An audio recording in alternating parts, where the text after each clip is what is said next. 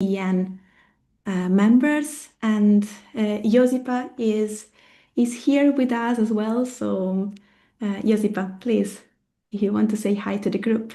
Of course. Hello, everyone. Welcome. We're so excited to have you here today, for having you here today. And maybe we can just see if some other people are still joining us. And then we can start with our workshop. We still have some people joining from different places.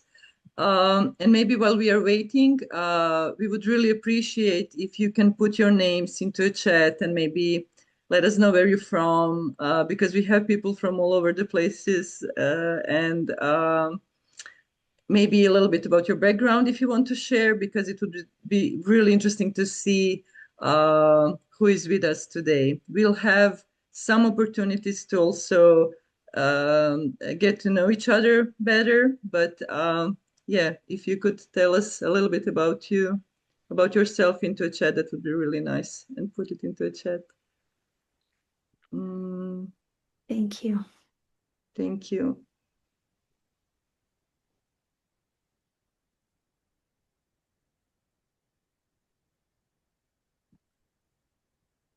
Okay, and maybe I think we can Mm, also start. sure. Perhaps we can start and see if other members are going to join us in the next few minutes. So we will have a morning or afternoon or evening together, I guess, depending on where based. Um, Today we have the opportunity to spend some time together. We have a wonderful speaker and a special guest for today. So we are very honored to be here with Kim, and you will know everything about that in the next few minutes. So we'll go through a presentation of what we're going to do today together.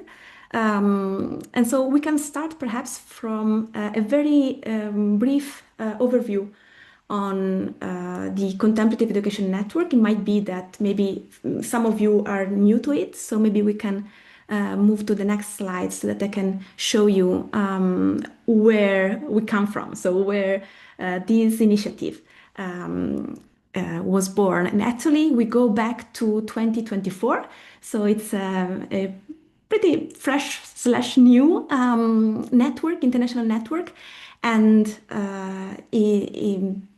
it came up from a very strong and genuine enthusiasm of a community, a group which gathered at the second ISCR annual conference, so the conference of the International Society for Contemplative Research, which was held in Padova in 2024 in June.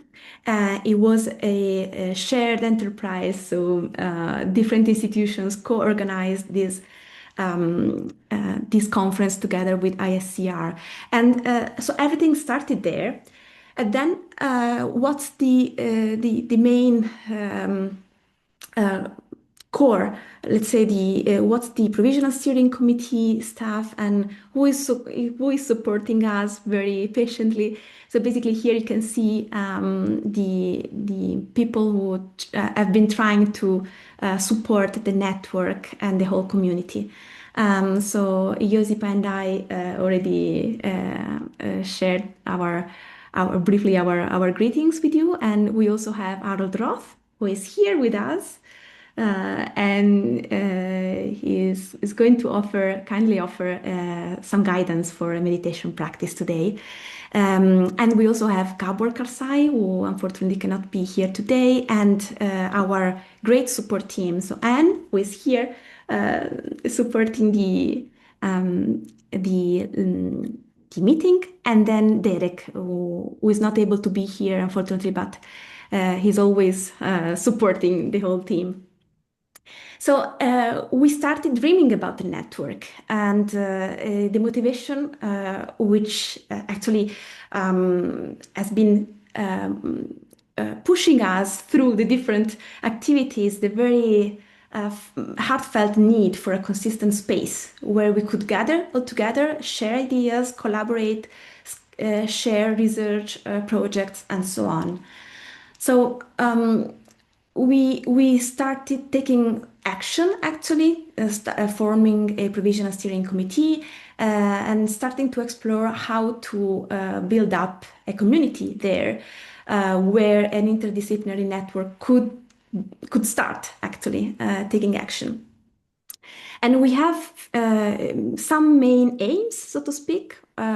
So we would love to advance contemplative education and the whole field with a very grassroots, very bottom-up approach where the members of the community can actually help us establishing a network, again, a group, an international group promoting cross-fertilization of scientific and humanistic approaches to contemplative education across all educational levels, and also trying to bring them together so that they don't go towards different direction, but bringing them together in a same community, and advancing contemplative education scholarship and research, creating a consistent meeting space where we can meet and exchange ideas, collaborations, and projects.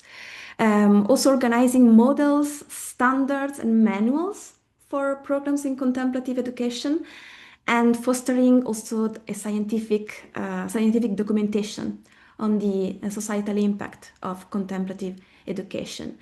So here we are. So this is the network, and we have members from 30 different countries or so.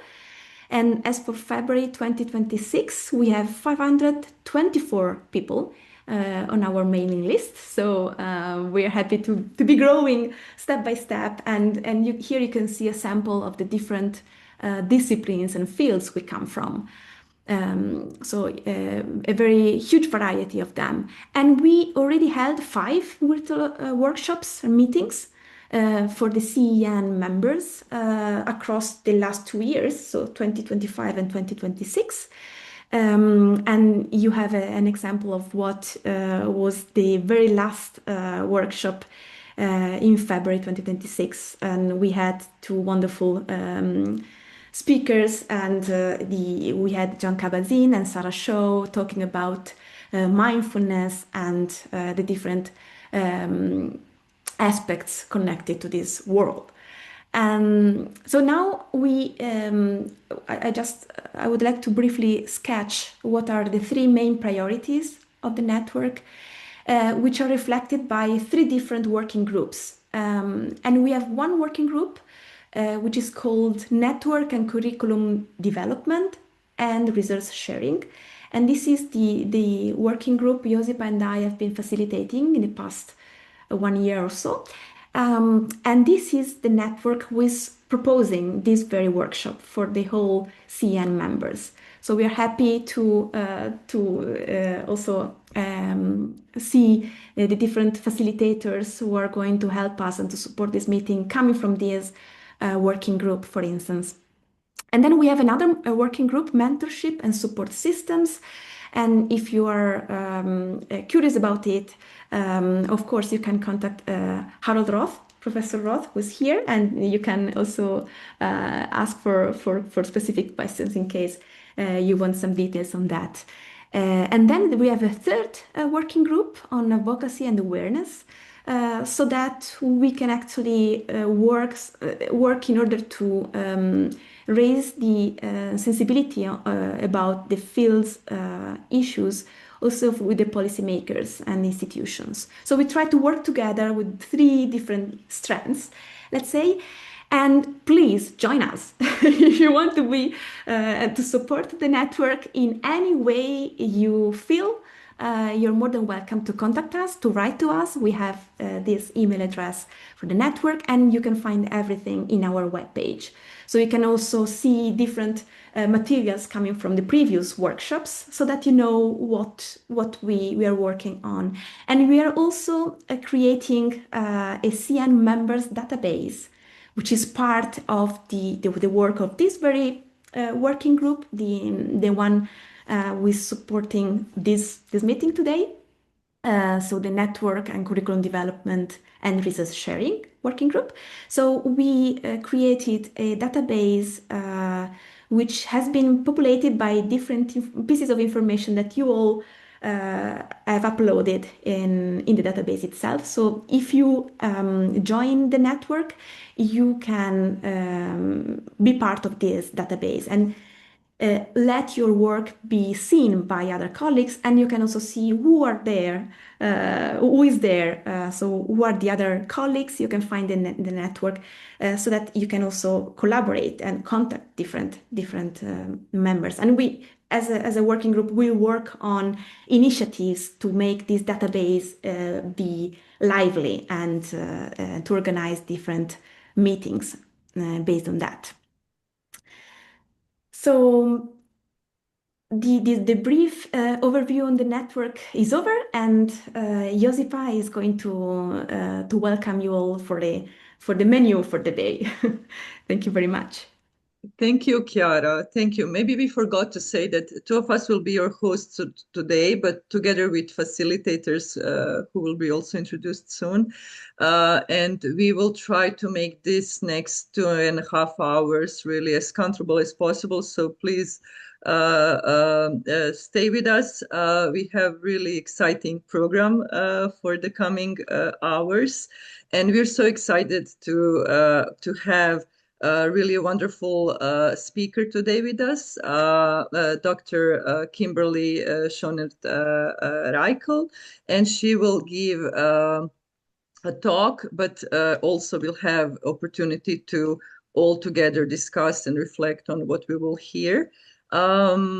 This is the overview of the workshop plan for today. So the first part now will be a place and a space for Kim to give us this little talk about framing the relationship between mindfulness and social-emotional learning in education.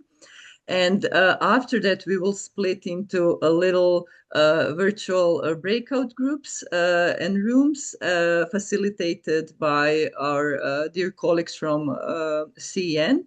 And basically, what we will do there, we'll have half an hour to reflect on what we will all hear during this first part of the workshop. And then as a group, come with one or two questions for our speaker. And also not only questions, but also we'll have an opportunity to share some insights and ideas about bringing maybe together mindfulness interventions or contemplative practice interventions in education with socio-emotional learning strategies and programs and interventions. And we'll have a little rest break also. And after that, we'll come back together, all together, and share these questions and have this like more open discussion and exchange of ideas before we say goodbye today and end this workshop. So this is like a plan for the rest of the workshop.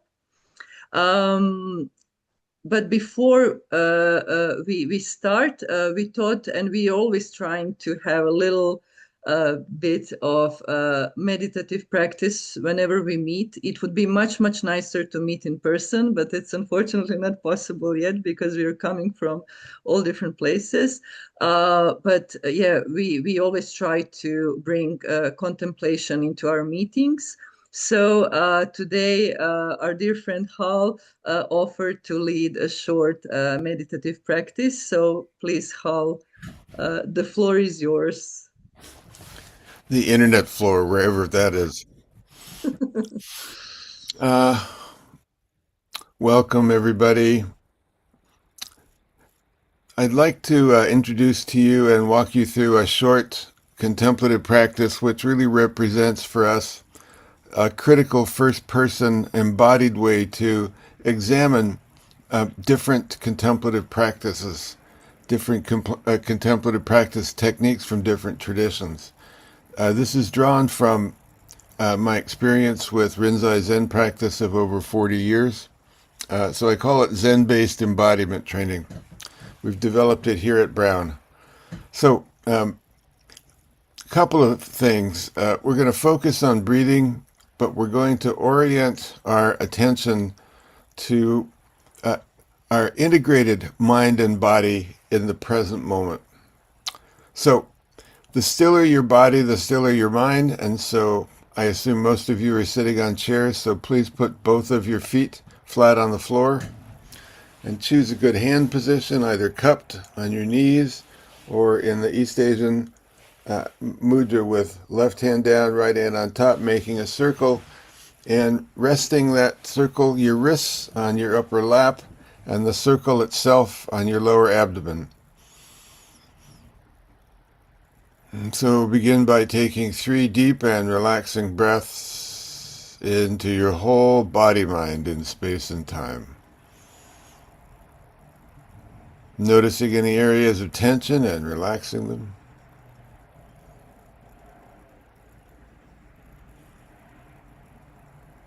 And now turn your attention to what we call the sphere of experience in all 4 dimensions. The first dimension is height. So from the feeling of your body in the chair, draw a line to the top of your head, and that is the vertical dimension, unique to each and every one of us, but of course never fixed, never still, constantly moving. And then stretch that one line out from foot to foot, knee to knee, elbow to elbow, shoulder to shoulder, ear to ear, and set up the horizontal dimension. And so we have a plane, a rectangular plane, and then attach it to your toes and to the top of your head, and then swing it back to your tailbone and up to your toes and backwards and forwards, and you get a sense of the unique depth each one of us has. And then the 4th dimension is time. As we breathe in and breathe out, time is being manifested through us and around us. In this practice, we just ride with the time, with the in-breath and out-breath. And one last point of attention.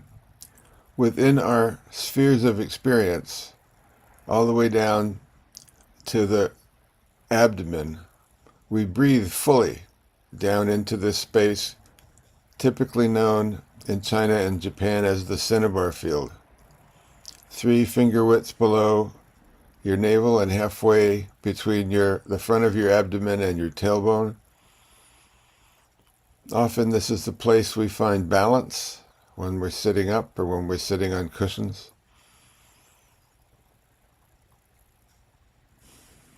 And so when we breathe, those lower abdominal breathing muscles that surround this point of the Tanden or Dantian cinnabar field, they expand as we breathe in and contract as we breathe out.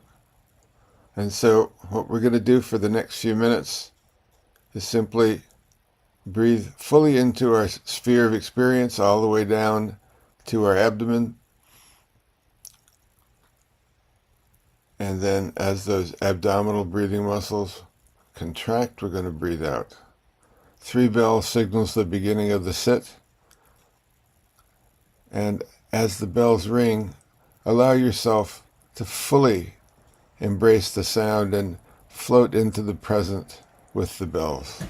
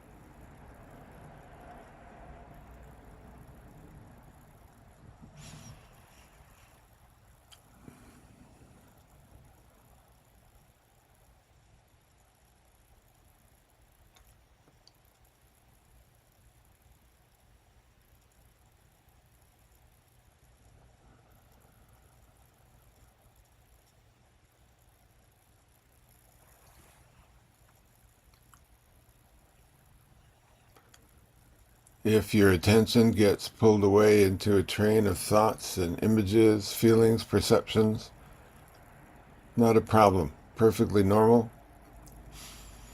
Just stop, drop, and return to focusing on your sphere of experience and breathing within your sphere of experience. Every time you lose your focus, every time your attention gets pulled away from this practice, it's an opportunity for us to exercise what might be called the muscle of attention, the muscle of mindfulness, to remember to come back again and again to the present, to your breathing, to your sphere of experience.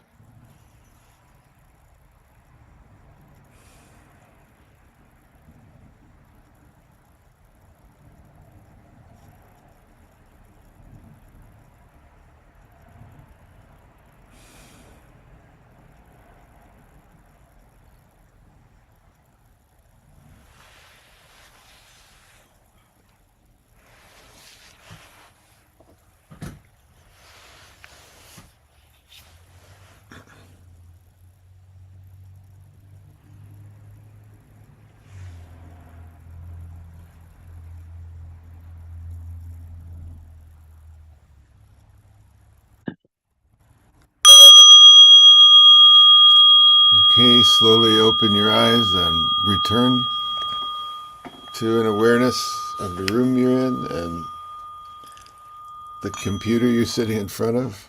And thank you all very much. Thank you, thank you, Hal. I think your bell is making sure that we all come back. It's difficult to fall asleep. Thank you so much. It That's was so nice. one of the purposes of the bell. Yeah, yeah. Also Thank you. wakes me up. Thank you. It was wonderful. Thank you so much.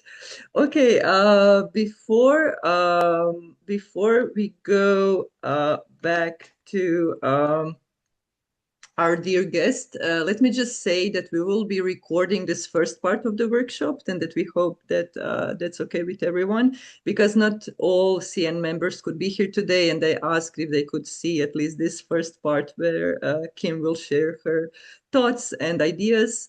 So we'll share it with everyone. And also Kim prepared some reading materials for everyone that we will send also together with her PowerPoint presentation. So you can relax, you don't need to take notes, you can just like enjoy and absorb what Kim will share with us. And just to say a little bit about our dear guests. So for those of you who don't know, Dr. Schonert Reichel is a professor in the Department of Psychology at the University of Illinois in Chicago. But she's also former middle school and alternative high school teacher for youth at risk. Also really internationally recognized expert in the field of social and emotional learning. And her research focuses on promoting empathy, compassion, altruism, and resilience in children and youth. And she had led evaluation of different social-emotional learning programs, including Roots of Empathy, Mind Up, Kindness in the Classroom, and studied SEL impact on teacher well-being also, and its integration into teacher preparation programs. She's also collaborating a lot with neuroscientists and explored biological underpinnings of socio-emotional learning and development, including stress physiology and even social epigenetics. And maybe just to add that she's also the editor of Social Emotional Learning, Research, Practice, and Policy, the first journal dedicated only to socio-emotional learning.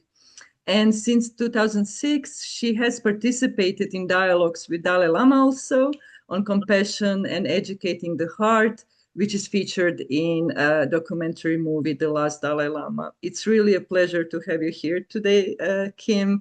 We appreciate this time that you are sharing with us. And yeah, we have now 40 minutes to hear your thoughts and ideas on how to bring contemplative practices and socio-emotional learning together. And after that, Chiara and I will just maybe add some questions. And during the breakout rooms, everyone will have time to think about questions and to share those with you later. Thank you, Kim. Thank you so much, Yosipia. And Hal, thank you so much for that very, very lovely contemplative practice. That really was so great for me to now present. And it's just such an honor to be here with all of you from so many different countries and so many different professions. I see a lot of you are educators. So I really, really appreciate being able to share some.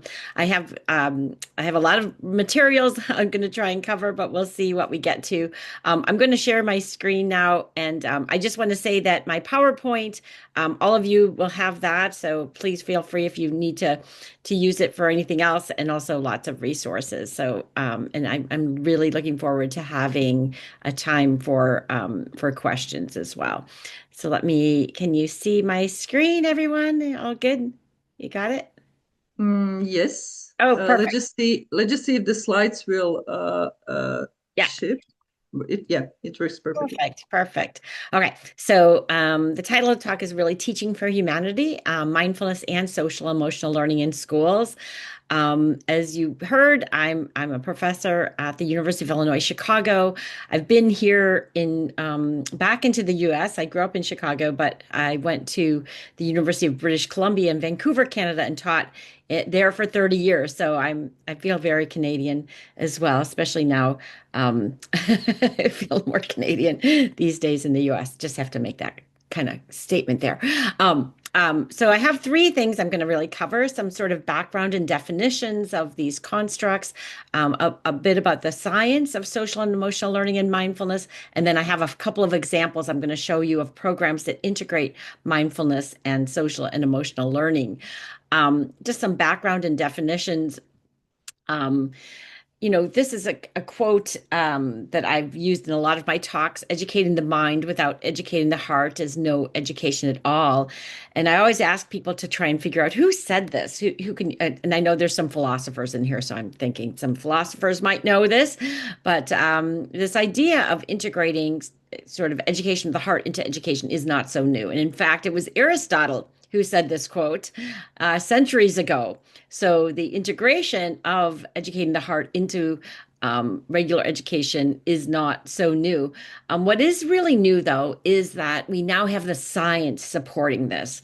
We now have science that really shows that, for example, how we feel, how our brain works, the parts of the brain networks associated with learning are integrally related to emotions. And so how we feel affects how and what we learn. And so Aristotle did not have that science at that time, but now we have very, very strong science showing the integration of these two as well. So I just wanted to give you a little bit about my background. You heard a bit more about kind of what I'm doing now, but sort of my path, why I've spent the last, I'm going to say almost 40 years of my life, my profession, working in this area of education of the heart, integrating SEL, and more recently with mindfulness, school-based mindfulness programs. As you heard, I was a teacher. I started off my career. I did my undergraduate degree in elementary education. I taught middle school, and then I taught high school and for vulnerable youth. I then worked as a child therapist in an inpatient residential treatment center where I lived and worked with the youth for 3.5 years. They were considered hopeless cases, and that really taught me so much and really led me on this path to trying to figure out not how to wait till children have problems and then help them, but to really try and work to prevent many of the problems that we see, with a real focus on not just decreasing problems, but sort of promoting human flourishing, particularly with a focus on the promotion of positive human qualities like empathy and compassion. And then this work over the last years has led me to focus on social and emotional learning in teachers. And I've really found so much that if you start with the adults, and that's kind of I have to say that's my mantra. Start with the adults. And then also I've done lots of SEL research, particularly looking at SEL programs that integrate mindfulness, as well as assessments and things like that. So that's just a little bit about me. But, the one thing I do want to say, one of the biggest influences for me in the last 20 years has been through dialogues with His Holiness, the Dalai Lama. And it was him who urged me, told me, to focus on the both the programs that promote children's empathy, altruism, and well-being, but also to do the science, to do the research. This is actually a really neat experience. It was His Holiness was in Vancouver, where I was there, and I worked with a lot of classrooms. And here he is.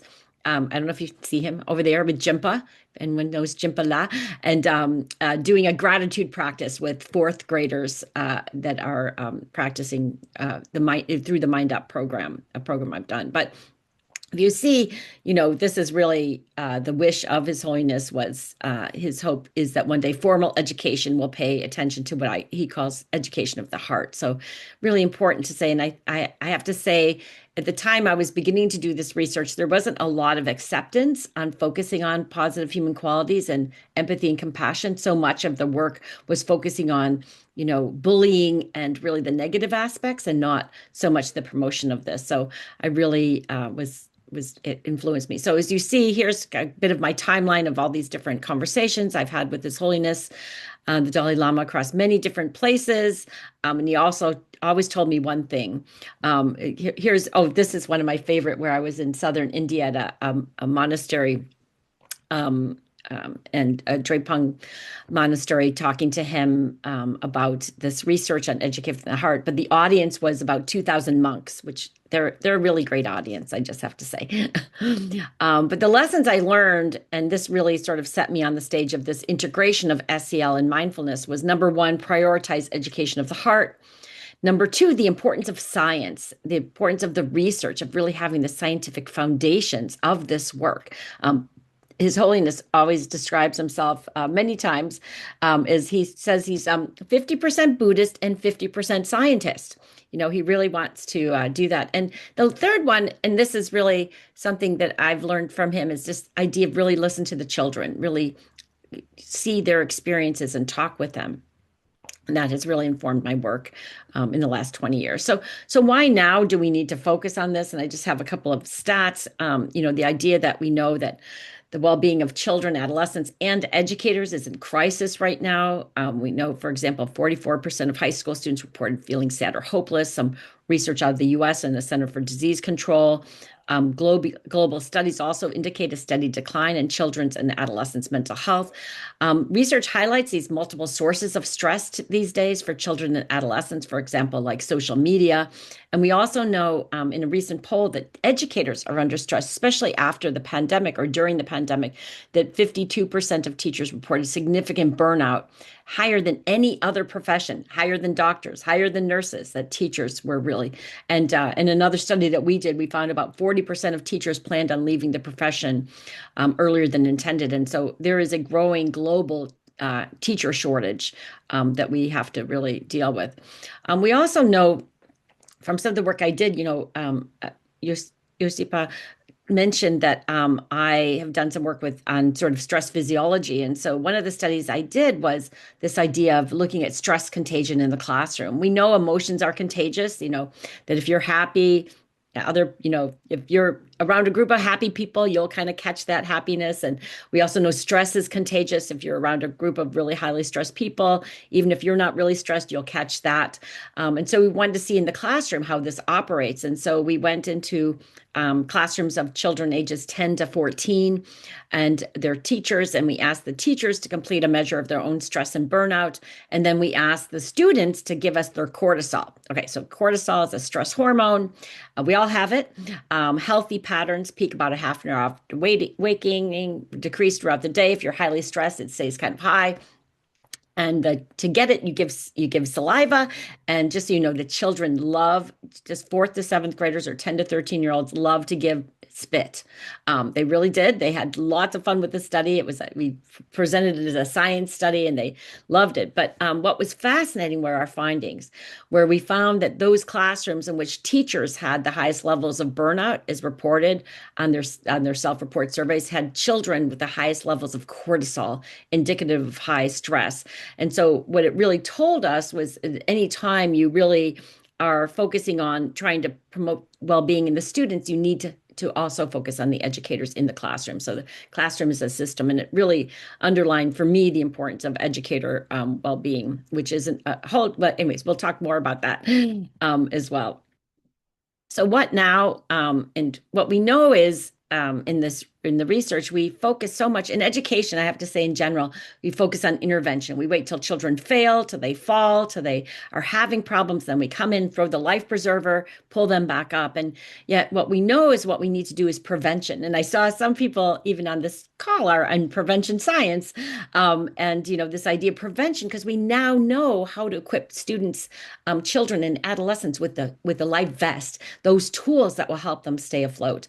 And that really then led to the field of social and emotional learning. And so I know some of you probably have heard of this term before, some of you very familiar, some of you not so familiar. So I'm going to give you a little bit about what is social and emotional learning. It's a growing movement. It's the area which I've really focused on for the last 35 years. It's defined, this is from CASEL, the Collaborative for Academic, Social, and Emotional Learning, that really has identified 5 dimensions that are the competencies, including self-awareness, self-management, social awareness, relationship skills, and responsible decision-making. And these happen in classrooms and schools, families and caregivers and communities. And there's multiple factors that influence the development of them. But really, in a nutshell, social and emotional learning is really the process through which all young people and adults acquire and apply the knowledge, skills, and attitudes to develop a healthy identity, manage emotions, achieve personal and collective goals, feel and show empathy and compassion for others, establish and maintain supportive relationships, and make responsible decisions. That's really these sort of core aspects of what children need. And as I mentioned, at the center point of this is an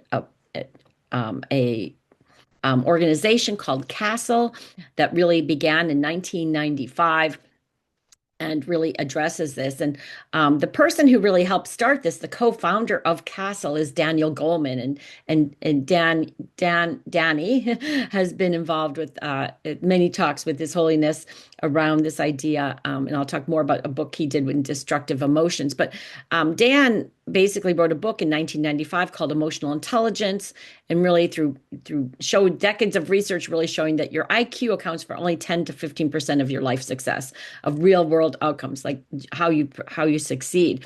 And at that time, when the book was coming out, realized that, oh my goodness, we're having this book come out, really need to find an organization where people can now go to learn how to do this. And he then connected with Eileen Growald Rockefeller and began CASEL, the organization. This, you don't have to, I'm not going to go through all this, but CASEL, as I said, started in 1994. Roger Weisberg was the really founding director at the University of Illinois, Chicago. And over the years, CASEL has really done many things in terms of really developing the science, really focusing on the importance of things like equity, really showing, starting the journal, which you heard about a bit about that as well. And what's so interesting is where I am now, and kind of actually why I returned back to Chicago was to take on this position, is because University of Illinois, Chicago, where I am, is actually where CASEL began.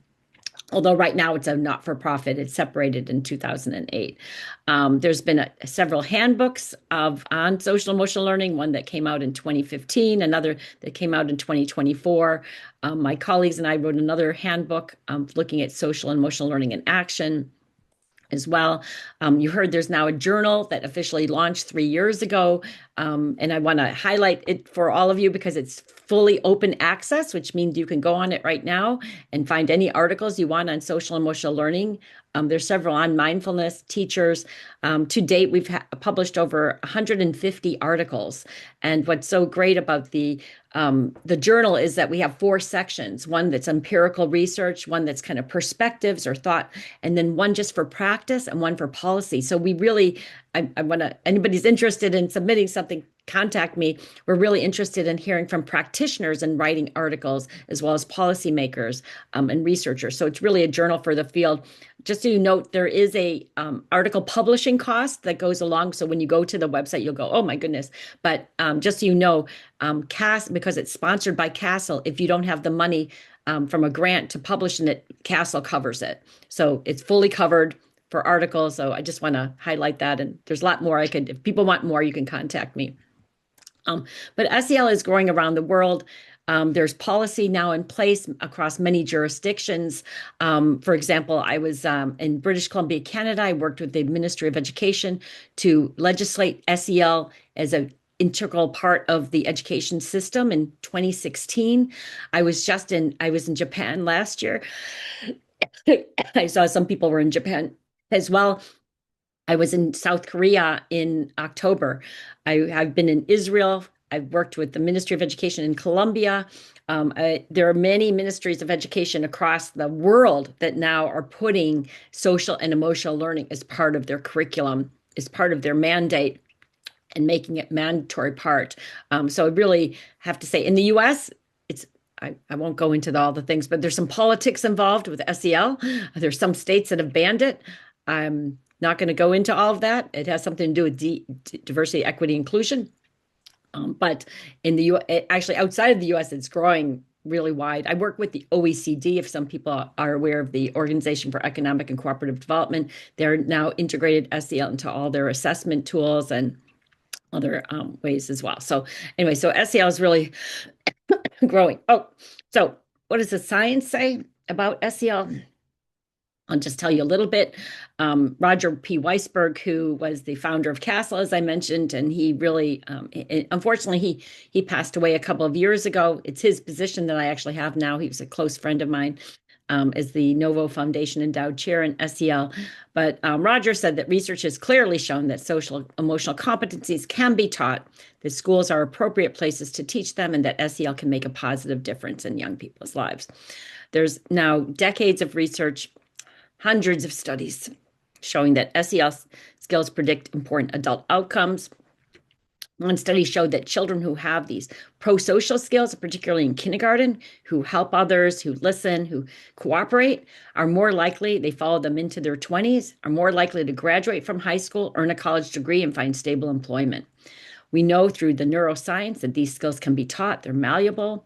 We know that SEL outcomes lead to better health outcomes. There's research now showing that you have better cardiovascular health and longevity, as well as SEL programs. And this is one of the findings that, at least in the US, that really mattered the most, I think, in some ways, and early on was established that it leads to not only higher social emotional competence, but higher academic achievement. And in one of the landmark studies was done by Joe Durlak and colleagues, that was a meta-analysis of 213 school-based programs with thousands of students, and found that students who had an SEL program not only improved in their social emotional competencies, decreased in emotional distress, but they also had achievement test scores that were 11 percentile points higher than students who did not have SEL. So this is just a summary of that 11% gain on academic achievement.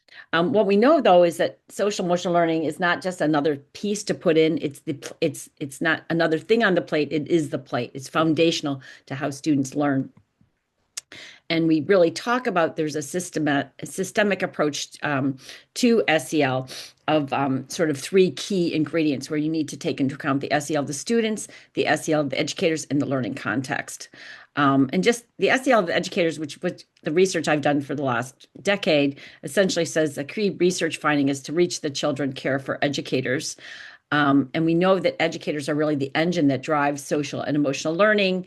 And I just really like this. For well students, we need well teachers. Teachers at the beginning of the school year, teachers at the end of the school year.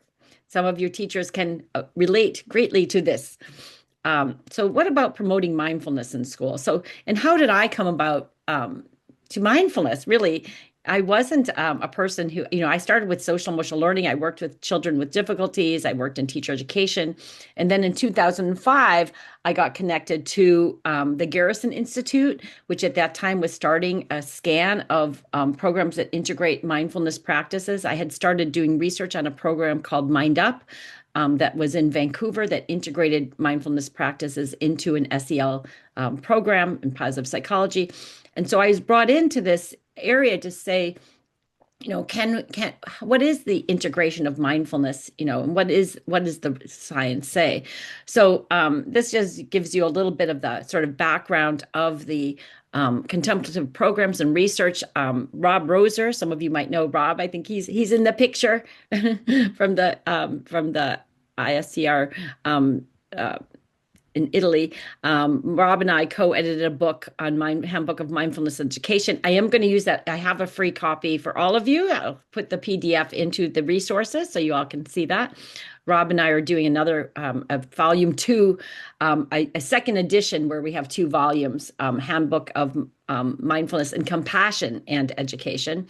But really, we sort of go back to thinking that the sort of impetus, or kind of the catalyst, the spark that started this was the 2000 book by Dan Goleman that was a dialogue with His Holiness that was called Destructive Emotions. And it really was that time Mark Greenberg joined, as well as others, to talk about, like, what is this idea of bringing in mindfulness into schools? Like what we know from the science from adults, can it be done in education? Those were the questions that we really had, and it sparked a whole field. And then in 2005, we did this Garrison, there was a mapping report that kind of looked at what if we look at all the different programs in schools, do any of them have contemplative approaches? What are they doing? And so that led to a number of different programs. As I mentioned before, I was involved in the Mind Up. That was another program, but many other types of things that were happening. The MLearn started the Mind and Life Education Research Network with Rob and Richie Davidson and others, and Care for Teachers is another program. So you see, this goes to 2015, is this idea of that what really happened then is like, how can we integrate SEL? And I'll tell you, for me, and I'm happy to answer some questions on this, is that I was doing work on social and emotional learning in British Columbia. And then when mindfulness came up, and this is 2005, before most people even, it was in the education, at least in the K-12 education space, mindfulness hadn't even been approached yet. And so our inward into schools and into classrooms was through social and emotional learning. That's what we said. Here's these practices will help enhance, will be a way in which to help students learn these social and emotional skills, as well as, my interest was really a focus on empathy, compassion, and how can these practices integrated by helping also teach students some skills and competencies help. And it just shows you, this is the growth. If you look at this, the growth of research on mindfulness and education, you see it's been, 2000, it was a desert, and now it's growing exponentially. The number of just that the Contemplative Education Network and all the people who are here really gives, shows that for sure.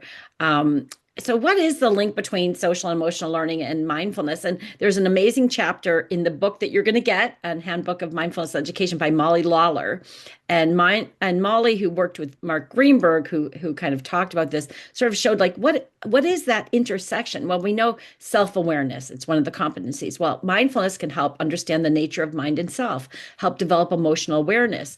We know for self-management that and Hal even said this attention muscle, that you're developing, so you could, through mindfulness, you could help develop emotion regulation, inhibitory control, your deployment of attention. We know that mindfulness can help showing empathy and compassion for others. It's related to social awareness. And we also know mindful listening through relationship skills, being in a relationship, listening, thoughtful dialogue, managing conflict. And then finally, the responsible decision making, how practicing mindfulness helps enhance that competency of stating facts without judgment, making ethical choices, discernment, how all of these. So this is really, it isn't like mindfulness is one thing and SEL is another thing. It's really that the mindfulness practices help really cultivate these social and emotional competencies, and they're very intertwined. They're interconnected for sure. So we know briefly that there has been a lot of research on mindfulness in children and adolescents.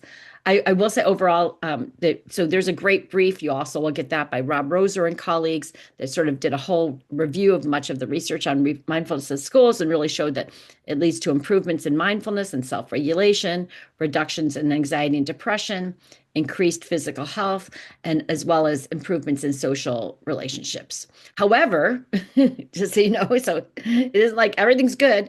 However, what we know is there's little or no evidence that these programs reduce students' aggression or improve their well-being.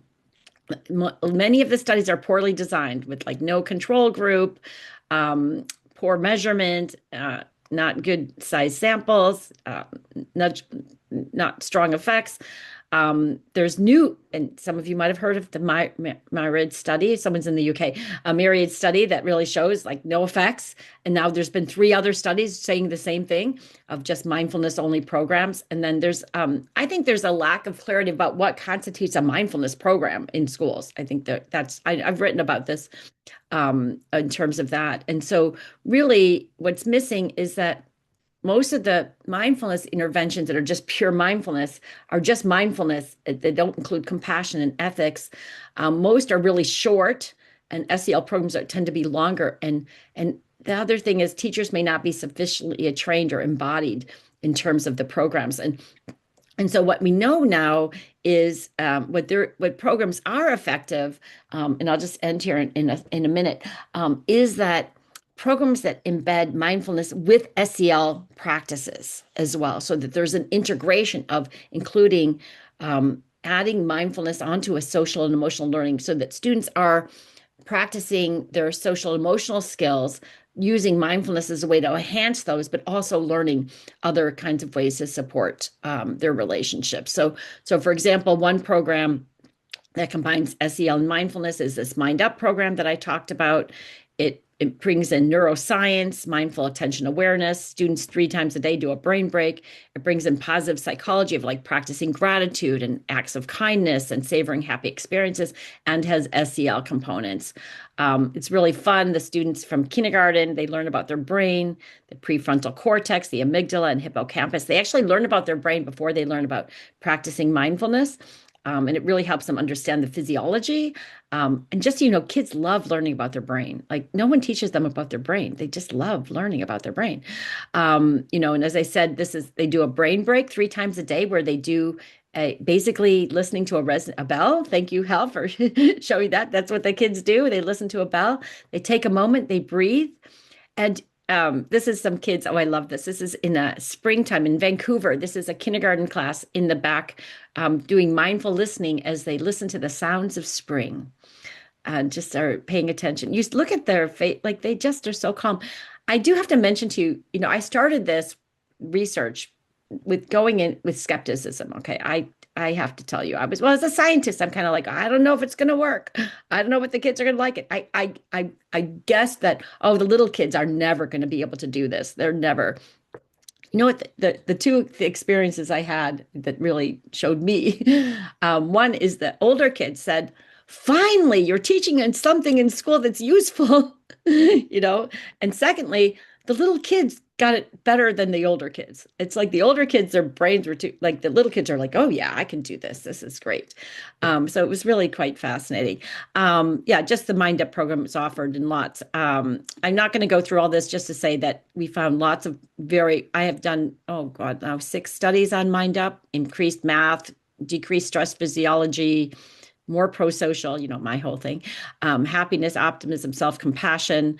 There's another great program that integrates SEL mindfulness is the kindness curriculum that's out of the Center for Healthy Minds, which I think has been renamed now. It's in Spanish. And then I'm just going to mention the last one, and I'll stop here and I could talk more, is that one of the programs I've worked really a lot on is something called C-Learning, Social, Emotional, and Ethical Learning, that is SEL and ethics and mindfulness. And we have it's compassion-based, and we have a recent publication on the effectiveness of it. But just as you see, this really, C-Learning really came from the Dalai Lama. Remember I told you he's like, I didn't tell you, this is how he tells, like, you have to do this work, Kim, and others. And so this came out of him saying, bring a curriculum that integrates SEL and mindfulness to the world. And the Dalai Lama Trust funded it at Emory University, and it's now in, I want to say 13 or 15 languages. Some of you probably know of that. So I'm going to end here. You have all my slides, and I'm just really excited to have more of a discussion. Sorry if I talk too fast for those whose English is a second language.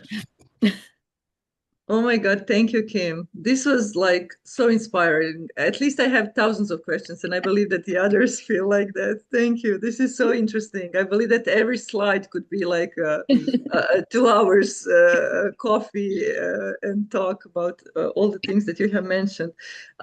We thought that maybe we could use 10 more minutes just for maybe two questions from Chiara and me. And then we'll go into breakout rooms to think more in depth and come out with more questions. Um, Maybe, yeah, it's super hard to pick one. I know that will be a problem in breakout rooms also. But I'm really inspired with your international work. It sounds like you're really doing a lot of policy work also in how to bring socio-emotional learning and contemplative practices into different countries, places, languages. And we are also maybe unique network where we also come from different places with really very different cultural, let's say, conditions also. What are the main challenges that you have faced while trying to advocate for social learning and contemplative practices in schools in different places? Or maybe just to say, which language are you using while you're presenting these practices, while you're convincing maybe some ministers of education of yeah, this kind of practices in schools? Yeah, so I will say it was a bumpy ride, because when I started it in British Columbia, which is a pretty, Vancouver, it's West Coast, just in the US and Canada, it's kind of pretty, chill. I don't know if, if that's the right. But of course, there was the lawsuits. Okay, so what happened was when we started Mind Up, there was and we were doing the mindfulness, and we were just using the language of mindfulness, and actually the way we started it there was we talked about it promoting social responsibility in 2005, 2006 was part of the BC curriculum. But when we started a study, actually it was a study we were doing, this is about 2009, 2009, we were doing the program Mind Up, where the kids do the brain breaks 3 times a day, and there were parents who were very fundamentalist Christians who complained to the school district and had a lawyer, and went and brought a lawyer to the school. They decided to have me present to parents to tell them all, because I was doing research and they were bringing the program, and they were like, what's this professor doing, and what are they doing to our kids and stuff. And so they were threatening a loss. I'm just giving you the reality of how it happened. They were saying it was a lawsuit. However, what happened is I presented the research, I presented the science. The school district backed me up. They said, this is a program in which there is research on its effectiveness. There's neuroscience showing that this is not a religious, it's a secular practice. It's not a religious practice. And we support it. The school district came out supporting it. They didn't sort of back down. And then the next day there was a radio talk show, like Hot Topics, and it had the parent or the lawyer, I forget, that was against doing this, and then the superintendent of the school district talking. Then they had people call in. Do you know there were 10 calls, and each single call supported doing it? They said, I wish I would have had this when I was in school. I wish I would, so it was just so interesting, so I think my message was, this is what, His Holiness really says, the science. You have to have the science, and I wasn't coming in with an agenda, and really showed the positive benefits that kids, the kids have it. So in talking to, so that's one thing. When I talk to policymakers, what's really important is to give them the money that they'll save. Okay, so just so you know, at least in the US, for every dollar invested in social and emotional learning, there's an $11 return on investment. That's one thing policymakers like. They also like kids are more likely to have fewer behavior problems, less likely to have suspensions. It's, to me, I think they like if they're saving money. And then of course, it's interesting if you get to there for policymakers, again, really showing the science, really showing the long, that that actually the one, especially in democratic societies, there's a study, longitudinal study that showed students who were in SEL programs were more likely to vote as adults and volunteer in their community. So I think, and then, yeah, so it just, you have to have it depends on your audience of who they are, but you have to make it simple message. And maybe just to add another little question to it, and I know it's not a little actually, but like when there are many researchers also in our network, and what would you say, where are some like research gaps when we think about social-emotional learning and mindfulness or other contemplative practices in education? Like, would you have like some guidelines for researchers, because many of them still are looking for topics to research, and maybe we can help with providing some ideas. I have like 100 ideas. If I won't tell you all of them, I have lots of ideas. There's so much more that needs to be done, truly. I feel that we need to have really rigorous studies, but we also have to have sort of first person accounts. I feel like I wrote a commentary for the special issue of mindfulness that Rob Roser did on Beyond, to an article he called Beyond All Splits. And I really talked about how important it is we need to research students' lived experiences of those contemplative practices. Like, I don't know, the Myriad study, I keep on thinking like they compared it to an SEL program. Like, what are the benefits of each?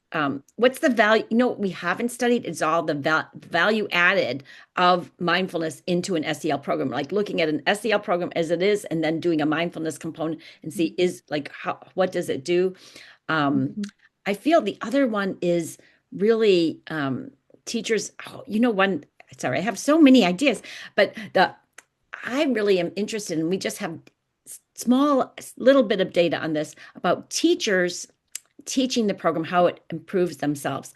So on the one hand, there's been a debate, and I don't know where I sit on it. The teachers must have their own mindfulness practice to teach a class that has mindfulness and SEL. We've been doing the research on Mind Up. We didn't require the teachers had a mindfulness practice, but what we found was that after they taught it to the students, that's when they wanted to go and develop their own mindfulness practices. So there's like different roads to get to there, so they, anyway, I feel like that idea of how does teaching these programs to children enhance the educator's own well-being practices. And over again, I hear from teachers, I do this program like Mind Up because I need it. They say I do it because it's for me too. Yeah. So anyways, there's lots of different. Thank There's you. so Yeah, much we could research. talk. Yeah. Chiara, do you want to ask? Yeah, thank you very much, Kim. It has been really inspiring, and you also tapped into the different sides or dimensions of contemplative education, meaning research on the one hand, advocacy on the other, and inner practice as well. So really, you open up various windows, let's say. So we will see how it goes through the breakout rooms and then the plenary sessions here. But basically, I was struck by 2 points in particular. One is connect, and then you can pick one and see how you want to you feel like elaborating on those points. So one is concerning lived experience and also the inner practice of teachers themselves. So if they are facilitators of the program, what is the role of their own practice, own contemplative practice? So how does it impact the program itself, and how does it connect to the lived experience of the learners in general? So this is a very important point. You also mentioned it during your presentation. And then another point would be more connected to future directions in research, especially concerning the idea of sketching a wider framework concerning the whole field of contemplative education, so that these specific programs you talk about are perhaps linked to the other programs connected to other stages of the developmental stages of the learners. So how would you envision or how much would you consider worthwhile envisioning a wider framework where the different stages of the learners are put together. So, because also here in the network we have people working with different ages and different stages of the developmental arc. So, how do you envision a collaboration between the different strands and different ages? And yeah. Yeah, that's So great. And I'm going to do it too. I'm going to sort of take both on just a bit. So I think it's so important to have a developmental lens. I'm a developmental psychologist. I work closely with Rob Roser, starting the whole developmental science, developmental contemplative science. We don't really know which types of contemplative practices are most closely calibrated to different developmental stages of development. Are there certain, so for younger children, although they did the brain breaks, certainly the kindergarten, the little ones, but are there certain types of developmental practices? I'm looking, where's Ulrika? I'll just say Ulrika, who does the yoga with the little ones, and that idea of this sort of very much in the body and the somatic, and our little ones needing more of that. Whereas as you get older into adolescence, they need much more ones that are about like they're understanding the identity, the self, and the self in context, and so having that alignment, I think, is so important in taking that developmental perspective.